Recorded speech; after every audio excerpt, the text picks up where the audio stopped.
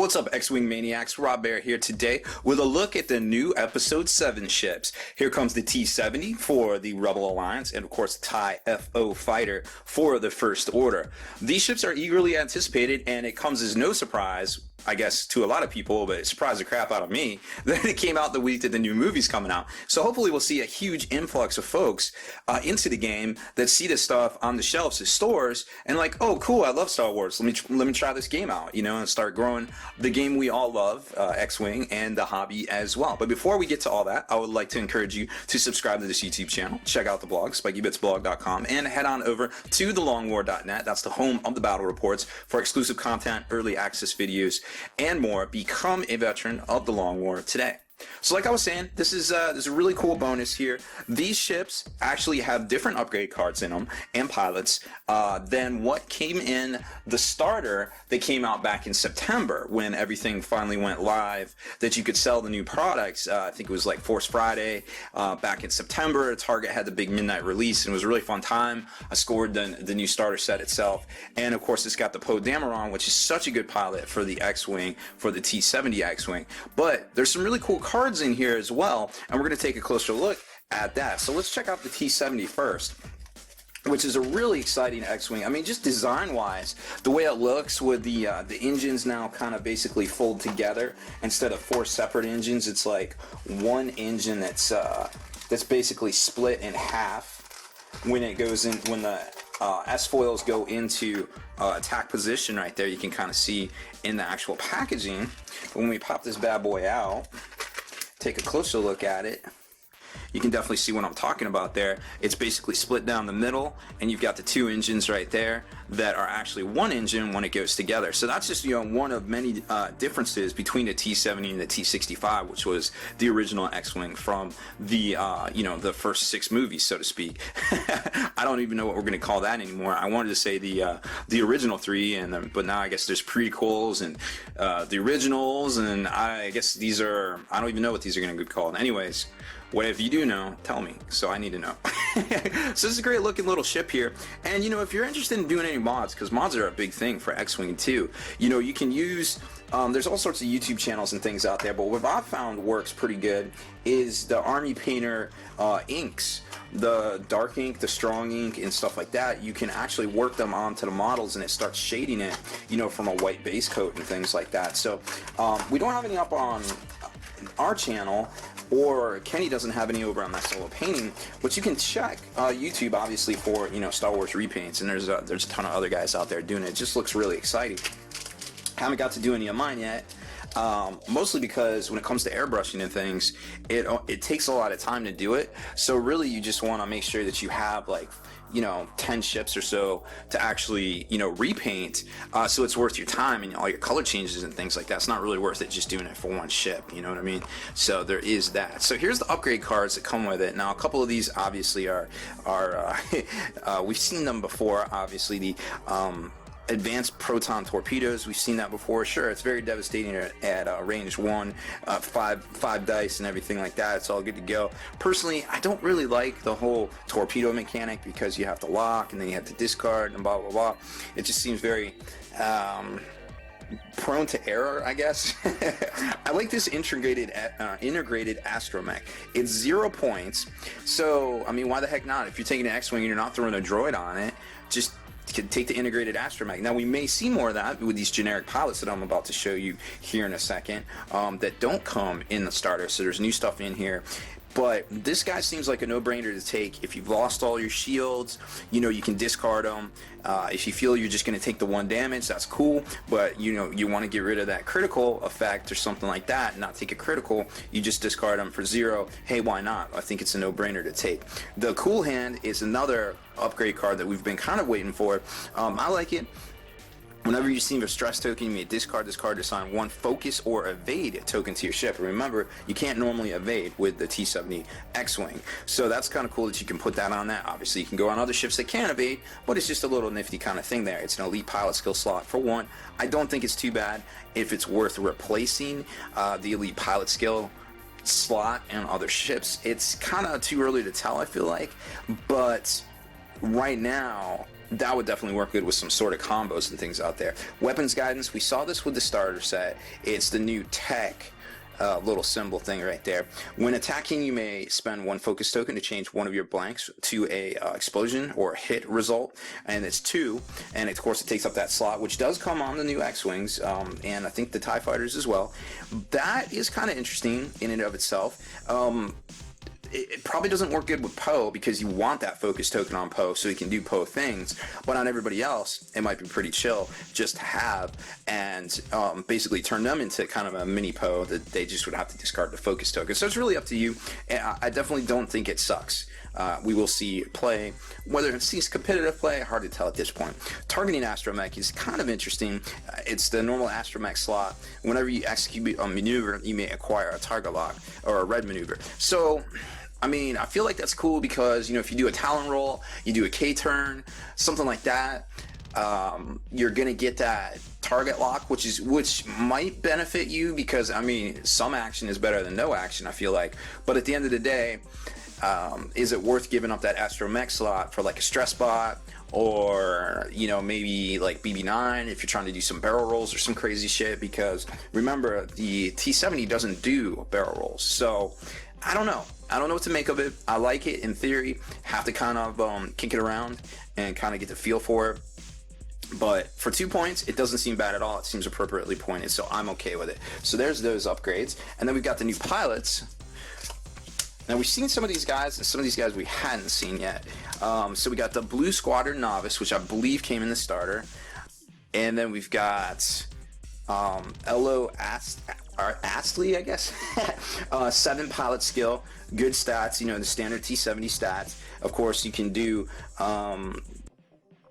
let's see, you're going to be able to do the Talon roll. I'm just looking at the slots here. So Proton Torpedo, Elite Pilot Skill, Astromech, and Tech. When you're not stressed, you may treat one of your Talon rolls maneuvers as white maneuvers. Okay, that's cool, because Talon rolls are great and all, but then, like I was just saying, you don't get your action because you stress yourself. But being able to do that and getting somebody, you know, basically go 180 on the power slide around and getting somebody's rear arc and then still be able to perform the action, hey, that's pretty cool, because you could, you know, and theoretically, if you have BB9, you could barrel roll to the left or right and get in a better fire arc dodge. You know, if you got your focus token, you can throw your focus on there and get the weapons guidance that we just talked about. So in the meta, in the vacuum of these upgrade cards, that seems pretty strong. In 7, to be quite honest, 7 pilot skill is pretty good too. Red Ace, 6 pilot skill, all the same stats. First time you remove a shield token from your ship each round, assign 1 evade token to your ship. Okay, so if you're getting a hit, you're gonna get an evade token. It might help out. It's really hard to say how much it would help out because how much fire you're taking, I guess. But it's kind of cool. If there's some mechanics out there that you can do additional things with evade tokens, that might also be a bonus. I can't think of any off the top of my head.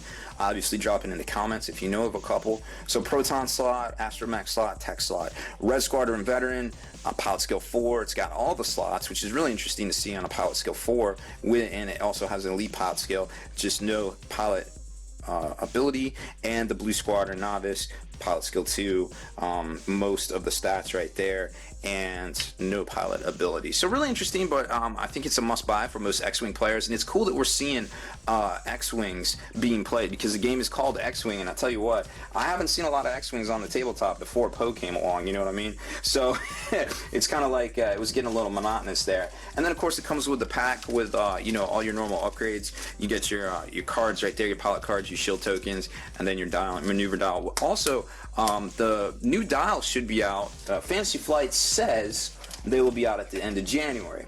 They also said this would be out. This is the first time they actually predicted accurately. They said this stuff would be out at this time. It is out at this time. So that's kind of cool to see. They're saying the dials will be out at the end of January. Whether that happens, you know, the new upgrade dials, remains to be seen. So then we got the TIE FO, which is really interesting as well. I guess the whole background of the, you know, the whole ship itself is the First Order decided to keep the TIE fighter design, but they up armored it. You know, they gave it some bonuses here and there. You know, you got the ground gun, your comms relay and things. And there it is right there.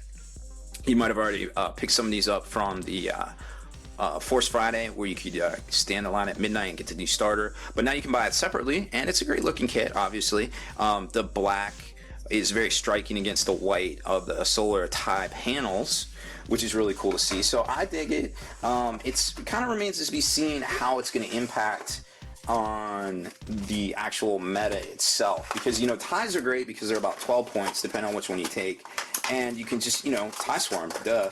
But what I really like about them is that there are a couple guys that boost you, obviously, like Howl Runner, and you can tweak your abilities from there kind of depending on what you want to do. But now you've got these guys, and these guys are kind of more comparable to like an A-Wing in their ability and how they function in game. Now this one comes with 6 pilot cards and only 2 upgrade cards, which I don't really get. I don't get how their pricing structure or how they do all their stuff, and I'm not even going to try to understand it. But just know that it does not come with the same amount of stuff as the X-Wing. So first up, you've got the Omega Leader, which I kind of dig. Pilot skill 8. Enemy ships that have locked, that you have locked, cannot modify any dice when attacking you or when defending against your attacks. That's pretty solid. It is 21 points. It's hefty. Elite pilot skill and attack right there. So you're paying for what you get, but you're getting a lot, I feel like. And remember, these guys, they're definitely more resilient than a TIE fighter normally is, but they're not undefeatable. They do have a really good agility. They have their 3 hull points, their 1 ablative shield, which you don't see very often. So you can throw, the stealth upgrade on there. Get you 2 shields, basically. Get you extra agility dice, So it's kind of cool, but I'm not sure. I'm not sold on it. I'm not saying it's bad, but I'm not sold on it. So I'm gonna rack the brain, come up with some combos, get some ideas, come back to it, I feel like. So we got Zeta Leader, which is pilot skill 7. The same slots. When attacking, if you are stressed, you may remove 1 stress token to roll 1 additional die. That seems pretty neat, because remember, these guys have an interesting maneuver they can perform as well. They got that, what is it, the little, I'll show you. They have a different one. Anywho, so it's got the same stats, and here it is right here. Oops, so they got their K turn, and then they got their little, what is that, the, I forget what that's called, but it's at 2, and it's basically the same thing. Let's see. Oh, they don't have the little thing in here. Oh, well, they don't have the card in here for it. But anyways, so obviously you're going to be stressed. You can remove stress, get an extra die. So that's kind of cool. That's kind of worth an action point, I feel like, to give it up because you're stressed. But then you get to reroll the dice, which is pretty cool. And then, hey, you're not stressed anymore. So this guy's going to be zooming and zooming all over the place, getting in rear arcs, arc dodging, doing its thing. So I'm kind of digging it. You throw the right upgrade on here, maybe Veteran Instincts, which it can take, gets up to 9. Now you're talking, now you're talking you're a Billy Badass in the X-Wing scene as far as pilot skill goes. Then we got Epsilon Ace, not quite as a badass. Pilot skill 4. When you do not have any damage cards, treat your pilot skill value as 12. Okay, that's pretty ridiculous, I feel like. So gonna go first. Han shoots last when it comes to this guy, I guess. 1 piece of tech. It's 17 points. It's definitely geared towards an alpha kind of strike kind of list. You cannot ignore this guy. He will get you. So, you throw this guy on things with TIE Swarms, things with Howl Runner, and now you got 2 people that you have to deal with. You have to immediately target. You don't want Howl Runner because you don't want her abilities and her, going out to everybody. But this guy, you don't want this guy undamaged because this guy's going to be smoking you really quick right off the bat. I mean, 2 attacks, probably going to be in, range 3, or excuse me, range 1, probably going to be getting an extra die because that's what ties do. They get up in your grill. Really interesting mechanic to see there. Epsilon Squadron Pilot, pretty basic, just pilot skill 1, you get a piece of tech. Zeta Squadron Pilot, same deal. 16 points though, so that's kind of getting 15, 16 is kind of your base for these guys, a little bit more than the 12-point TIE Fighter, I feel like. Omega Squadron Pilot, just kind of working up the chain there. Every point of this is really interesting to see you go 2 points up in pilot skill for only 1 point of squadron points. So I don't know, I don't get it. This guy gets an elite point, elite pilot skill for and +1 pilot skill for only 1 squadron equip point. I don't know. I don't get their schema. Obviously there's a reason to their madness because this game isn't like ridiculously broke, and the one time there was a little bit of a runaway, I guess, with the Phantoms, they definitely realized and addressed the issue in kind.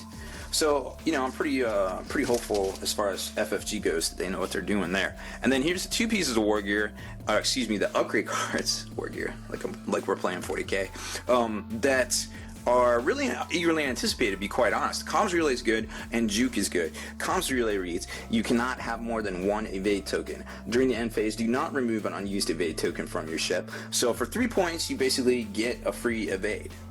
So it's one less thing you have to do during, you know, an action, so you can focus on, hey, maybe I will stress a lot, maybe I will perform those maneuvers, getting people's arcs and things like that, because I don't care if I'm stressed, I don't care if I'm not performing actions, because at least I have an evade, you know what I mean?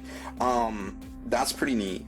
This also can go technically on a T-70 as well.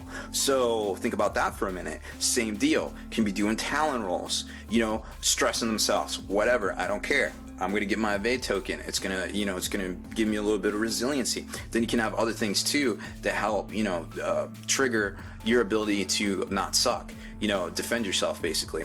Then you got Juke, which is small ship only, very important. When attacking, if you have an evade token, you may change one of the defenders' evade results to a focus result. Well, that's really interesting. It's almost like this go together. It's almost like it's a combo, and that might be why you're seeing the elite pilot skill slot open on some of these lower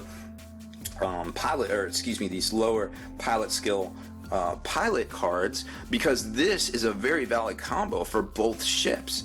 You know, this is a pretty solid combo, I feel like. So it gives you that resiliency, it gives you that ability to think outside the box of X-Wing, like how X-Wing works, and you're going to be able to attack from some unexpected quarters, I feel like, because you're going to be able to more reliably do K-turns and function normally and still fend off your, you know, defend yourself more, I guess, reliably, and also you're going to be able to go on the offense more and attack from those different quarters. So it's really amazing how these ships have the potential to change the game, to really do things that we haven't seen on the tabletop in recent memory, or in all of memory, to be quite honest. So I mean, Fel can do some crazy shit. I've seen Fel get bananas and you know, string some actions together, and I'm just like, okay, well, I never saw that coming. I deserve that. Kudos to you. But this seems to be more of an occurrence going forward from here on in, with the inclusion of these new episode 7 ships here. So I'm really excited. I think this is some really cool, you know, you see some expansions come out and you're just like, you know, whatever, that's cool.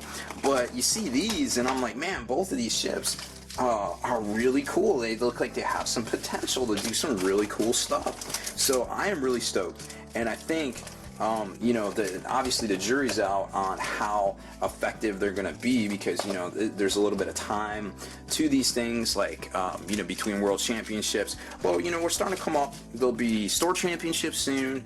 There'll be regionals soon.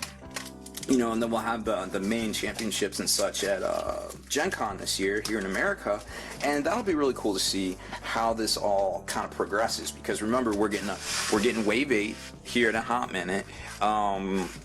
You know, with all the new bounty hunters and things like that. We also know that there's going to be the Imperial Veterans coming out soon. We also know that there's going to be the new assault craft docking thing, the Gazani.